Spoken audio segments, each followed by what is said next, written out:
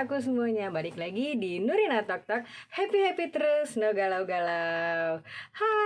Akhirnya kita saat ini sampai di part 2. Gimana?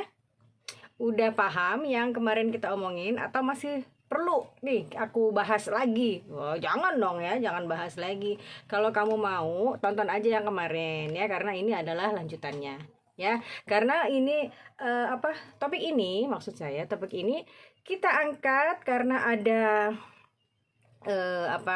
ada yang curhat bahwa dia ini sosmednya ada yang follow atau add gitu. Kenapa?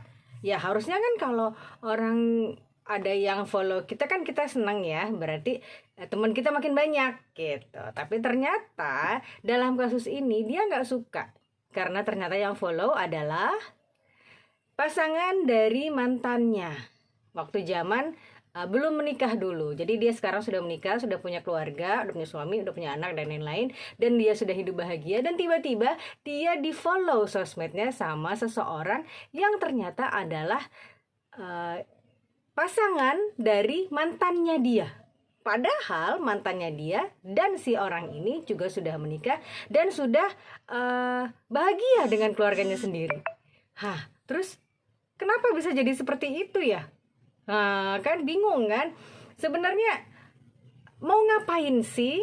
Gitu. Mau ngapain follow sosmednya si pasangan si mantan kamu tuh ngapain? Agak gimana gitu ya? Saya juga begitu dengar ceritanya, kok bisa begitu gitu. Tapi ternyata memang ada beberapa orang yang punya kecenderungan seperti itu. Dan di dalam psikologi itu ada istilahnya, yaitu cemburu retroaktif. Nah, apa dan bagaimana cemburu retroaktif itu? Apakah bisa mengganggu stabilitas kehidupan kamu dan pasanganmu yang sekarang, atau justru mengganggu keutuhan rumah tangga pasangan mantan kamu? Ya, kita sudah beberapa beberapa poin sudah kita bicarakan di episode lalu, dan sekarang kita tinggal melanjutkan ya. Makanya aku bilang kan tadi, kalau kamu mau tahu pembahasan kita di minggu lalu kayak apa, tonton videonya, ada di sebelum ini ya. Oke? Karena kita di sini hanya melanjutkan saja.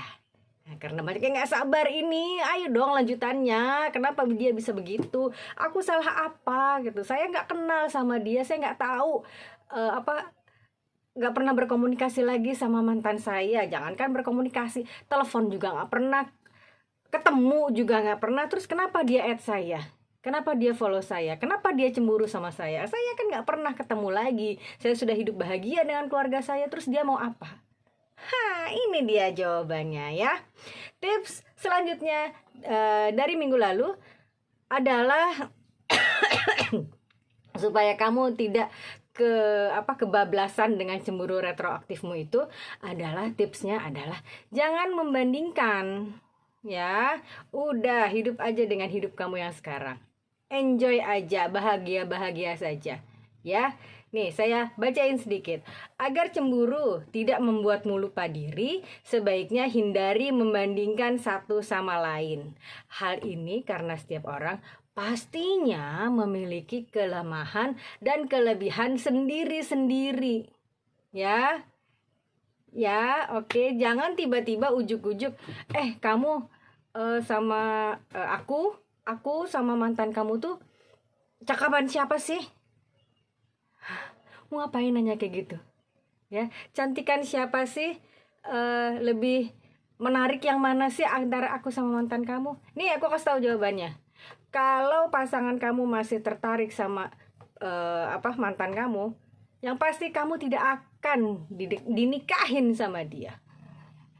Yang pasti kamu tidak akan dipilih sama dia. Pasti dia akan memilih mantannya. Udah, makanya gak usah nanya-nanya lagi pertanyaan yang kamu sendiri sudah tahu jawabannya. Ya. Nih. Jika pasangan kamu tidak pernah membandingkan diri, kamu sendiri yang merasa tidak aman, dan ini justru membuat pasangan kamu bingung nantinya. Bahkan merasa tidak aman tanpa alasan pun seringkali memicu pertengkaran di antara pasangan. Udah, makanya gak usah ditanya-tanyain lagi. Ya, kamu bahagia aja lah udah sama pasangan kamu yang sekarang.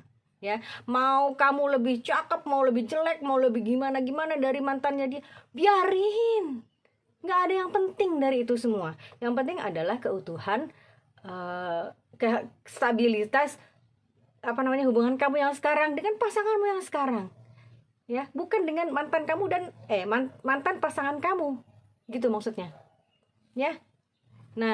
Nah, gini, kalau makanya saya bilang kalau dia tidak pernah membanding-bandingkan, kamu jangan nanya dengan membanding-bandingkan.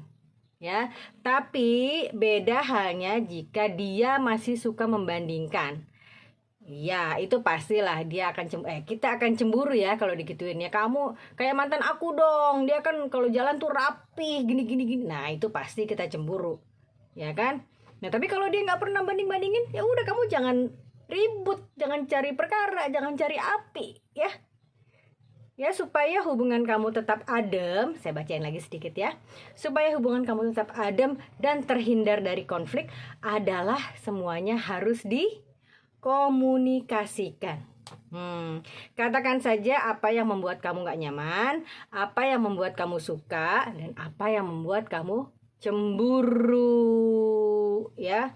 Karena kalau semua sudah dibicarakan batas-batasnya gitu tapi masih dilanggar, nah itu adalah salah dia, bukan salah kamu. Ya, menjadi salah kamu kalau kamu ujuk-ujuk tiba-tiba, cakepan mana sih aku sama dia? Mau ngapain lagian? Aduh.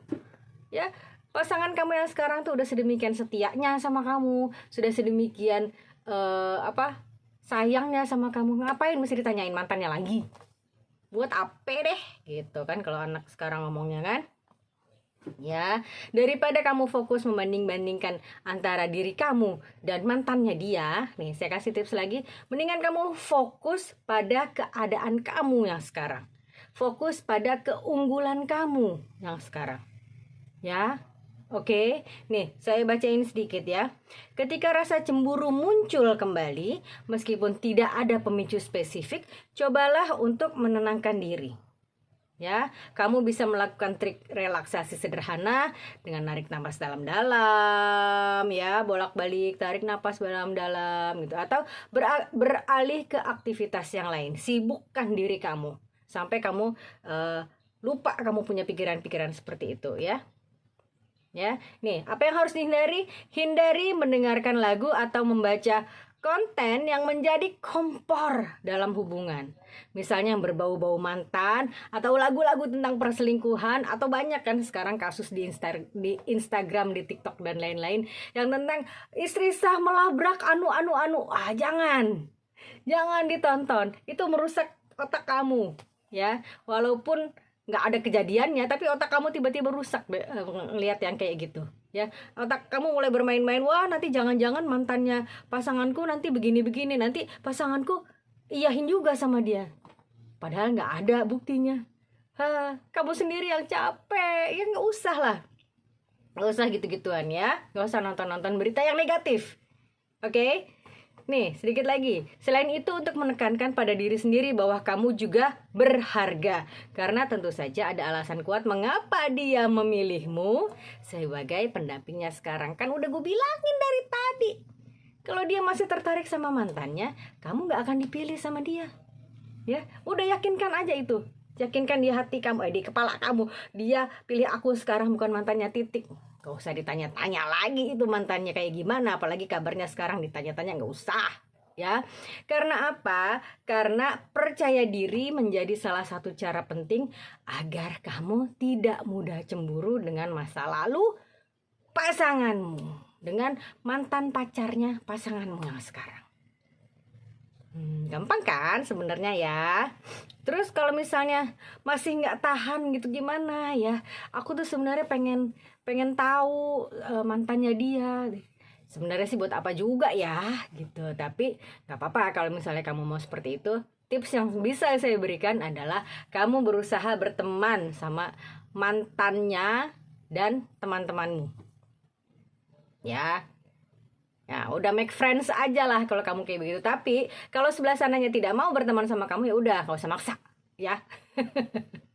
Dia nggak mau temenan sama kamu, ya udah biarin aja gitu. Jangan gue mau dong temen sama lo, gue pengen tahu dia laki gue yang sekarang dulunya gimana. Gak usah ditanya-tanya ya. Oke, saya bacain lagi. Kecemburuan juga muncul karena asumsi. Asumsi, otaknya bandel banget nih jalan-jalan kemana-mana ya. Alih-alih berpikir negatif, cobalah untuk tidak menolak tawarannya saat dia mengajakmu memasuki dunianya. Ketika kamu mengenal dunianya lebih baik, biasanya rasa cemburu yang berlebihan akan memudar. Nah, ya kan, bisa jadi satu tips tuh ya, berkenalan dan make friends aja sama mantannya pasangan kamu. Kalau dia mau ya, catatannya itu kalau dia mau. Ya, kalau perlu bertemanlah dengan teman-teman atau mantan pacarnya. Sebagai informasi, berteman dengan mantan pacar kita ada untungnya loh. Oh, ada. Apa itu untungnya? Ya, kita tahu beberapa hal yang tidak diceritakan pasangan kita. Jadi kita sudah mempersiapkan diri jauh sebelumnya.